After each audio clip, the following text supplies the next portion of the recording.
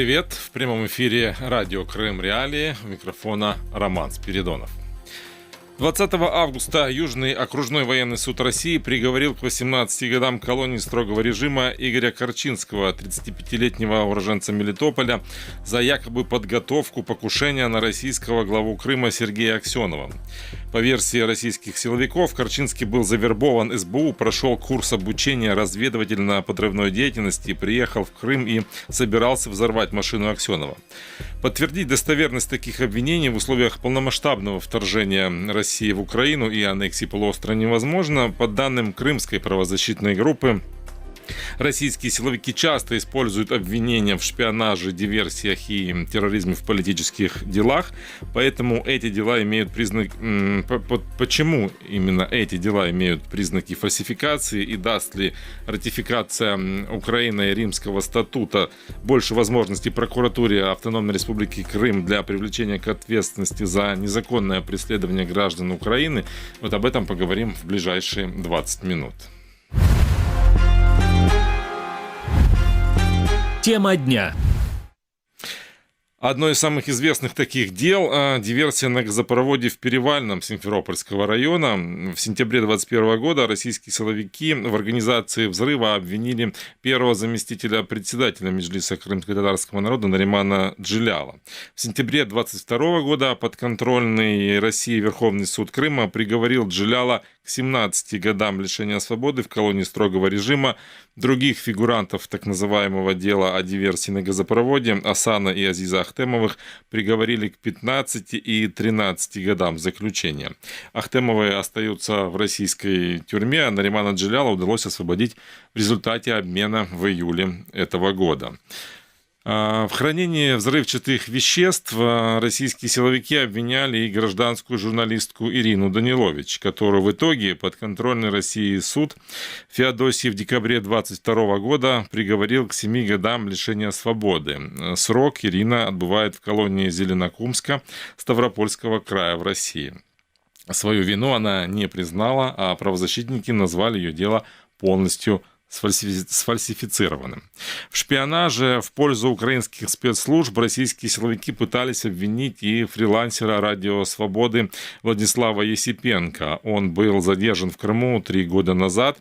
Несмотря на огромные пробелы и противоречия в доказательной базе так называемого следствия, подконтрольный России Симферопольский районный суд назначил журналисту 6 лет лишения свободы по обвинению в хранении гранаты. В апелляционной инстанции срок заключения удалось сократить до 6 лет. До 5, прошу прощения. Крымская правозащитная группа в аннексированном Крыму зарегистрировала 40 политических заключенных, обвиненных в диверсиях. И вот почему, собственно, 40 и по каким критериям шел отбор, мы и поговорим с нашим спикером, экспертом Крымской правозащитной группы Ириной Седовой. Она с нами на связи. Ирина, добрый день. Добрый день. Как я уже говорил, вы зафиксировали в Крыму 40 политических заключенных, обвиненных в диверсии. Вот кто в этом списке и что за люди?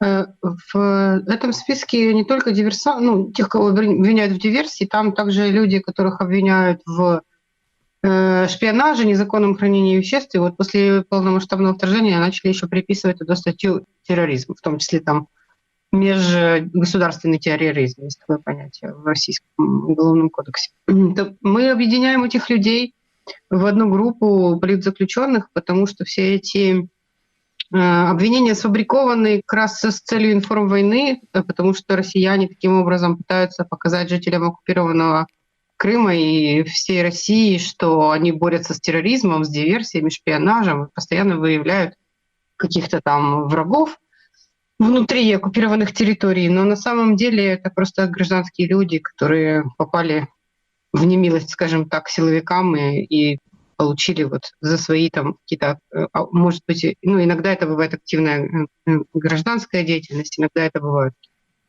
там другие вещи, волонтерство, да, или там активизм, они получают за это вот такие вот обвинения. Ну вот вы устанавливаете признаки фальсификации этих дел, да, вот именно по обвинениям и в шпионаже, и в диверсии. Вот что это за признаки и как можно их определить, отличить от ну, людей, которые, может быть, реально занимались диверсионной деятельностью? Ну, потому что они, когда задерживают таких людей, часто это бывает, что подбрасывают просто, например, взрывчатку, оружие, да, как это было с Владом Есипенко или с Ирой Данилович. Они просто, чтобы побороться с журналистами, подбросили там взрывчатку и сказали, что это вот, пожалуйста, хранят оружие, диверсанты и вообще преступники. Еще в таких делах часто пытают людей для того, чтобы получить признательные показания. И обвинения потом строятся на этих признательных показаниях, которые были просто под пытками у человека отобраны. То есть сначала пытают несколько дней, там людей держат в местах несвободы, не пускают к нему ни адвокатов, никого, для того, чтобы человек просто оговорил себя под пытками. А потом они полностью все это обвинение строят как раз на вот этих полученных под пытками так называемых признаниях. Да. Иногда эти признания публикуют и в интернете, и мы тогда, я помню, когда Панова Евгения задержали, пытали, то мы смотрели это видео, там было явно видно, что его били, чтобы он записал это видео. Да. То есть это такой почерк пытки для того, чтобы получить признание, а потом на основании этого признания и строится обвинение. Очень много фальсификаций в таких делах. Мы еще до полномасштабного пытались изучать детально такие дела, чтобы понять, какие там основные признаки.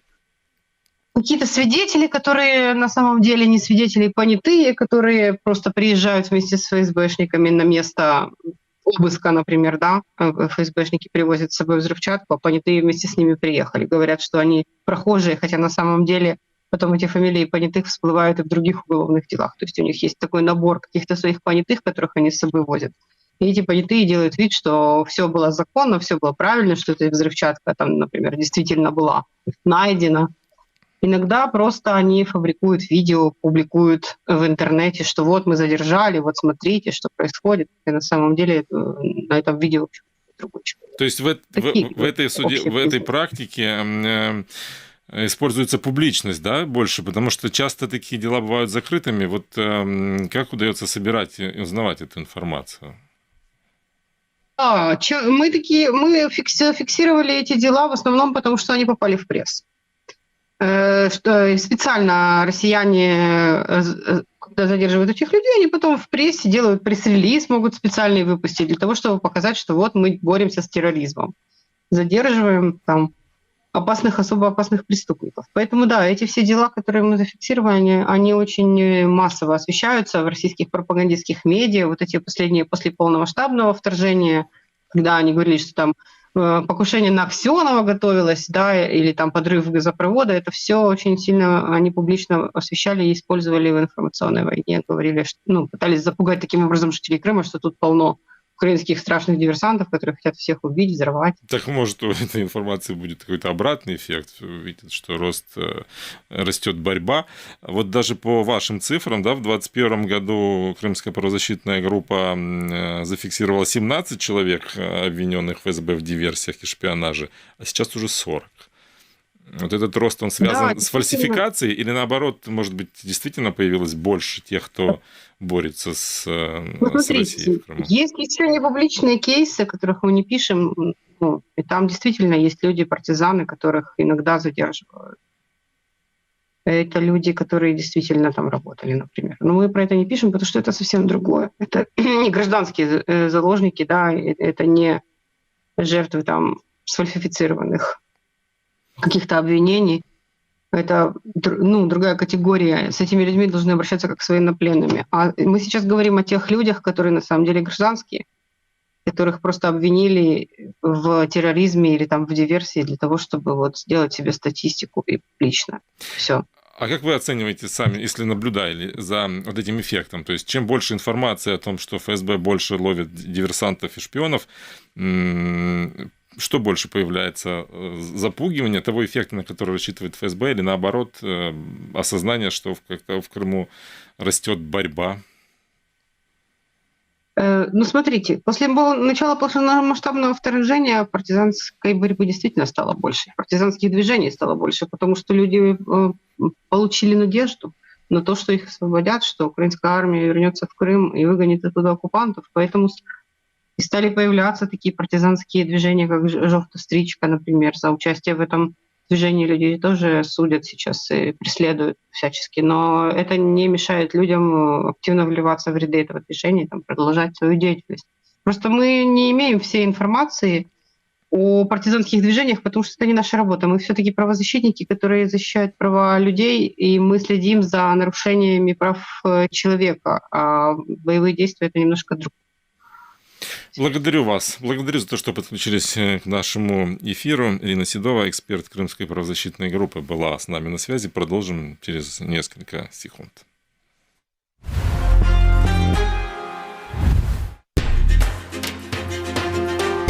Вы слушаете радио Крым Реали. Крымчане имеют право знать. Мы продолжаем. К нашему разговору подключается первый заместитель руководителя прокуратуры Автономной Республики Крым и Севастополя Виталий Секретар. Приветствую вас. Добрый день. Как прокуратура может отреагировать на преследование крымчан по политическим мотивам? Вот, например, в делах, о которых мы говорили только что в эфире, Ирины Данилович и Владислава Есипенко. Вы знаете, мы, безусловно, регистрируем уголовное производство по таким фактам, и уголовное дело и по факту задержания и нарушения права на справедливый суд в отношении как Данилович, так и Есипенко у нас есть. Мы квалифицируем эти преступления как военные преступления и, соответственно, придаем квалификацию согласно статьи 438 Уголовного кодекса Украины, что есть нарушение законов и обычаев войны. Могу сказать, что мы достигли некоторых успехов в расследовании этой категории дел. Для примера, по делу Владислава Есипенко мы уже огласили 2 подозрения.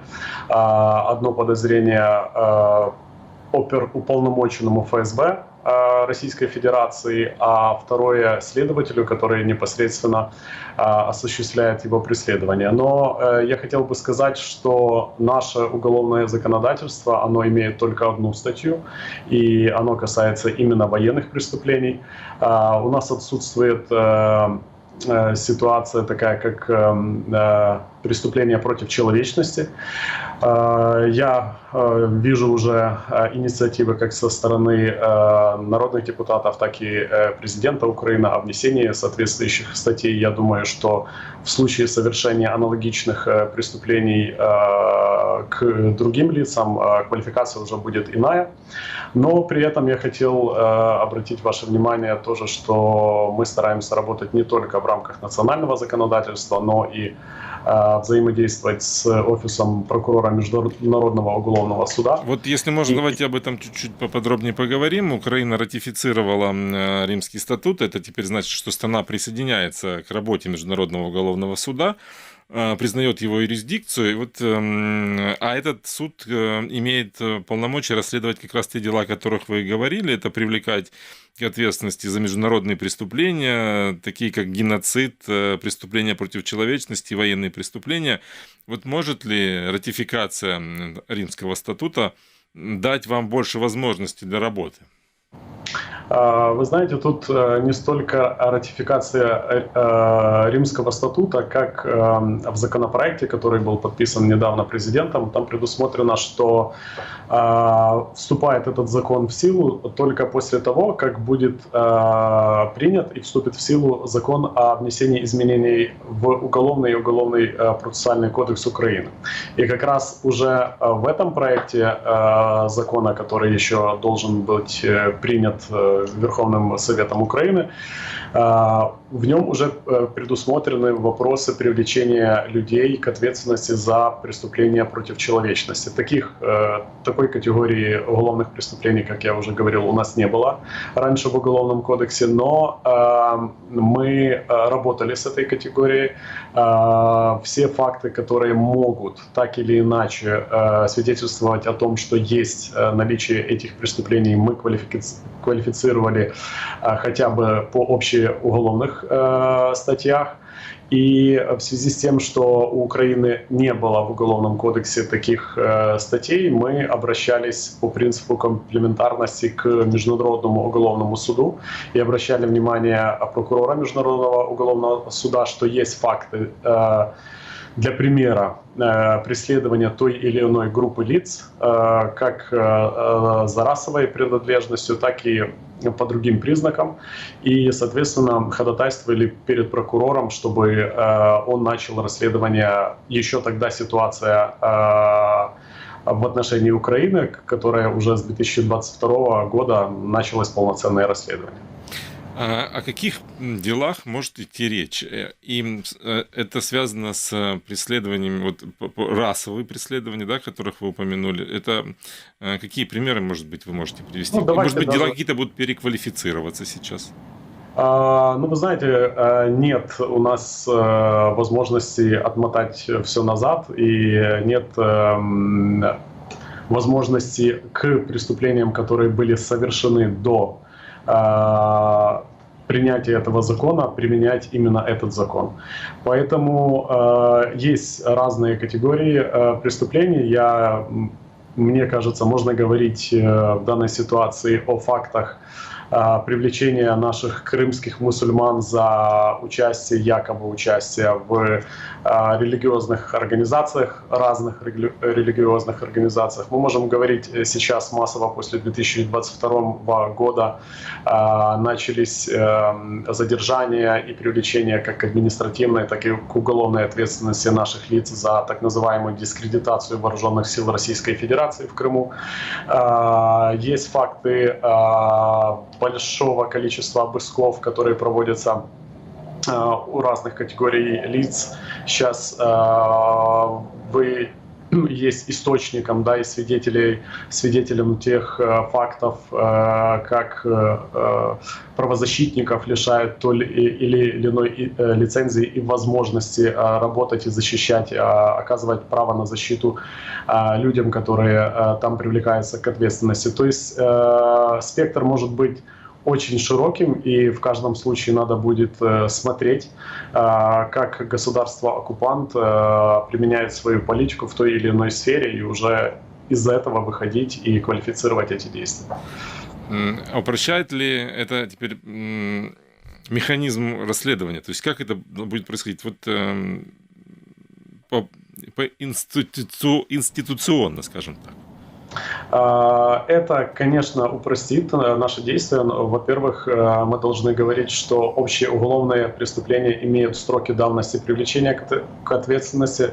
В то же время международные преступления, которые вы назвали, и военные преступления, и преступления против человечности, они не имеют сроков давности привлечения. То есть мы сейчас прекрасно понимаем, что из-за отсутствия доступа до территории Крыма не все уголовные производства у нас идут так, как бы мы хотели.